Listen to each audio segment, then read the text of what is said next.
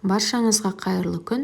Өте оңай әрі дәмді творожный запеканка дайындаймыз. Менің каналыма тіркелмеген болсаңыз тіркеліп, лайк басып, комментарий қалдыруды ұмытпаңыз. Бізге керек 750 грамм творог, кез келген творог болады.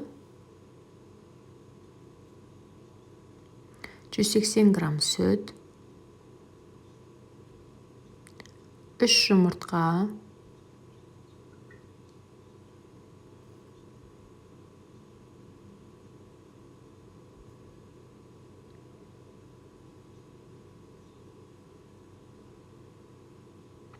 100 грамм қант, 60 грамм манная крупа.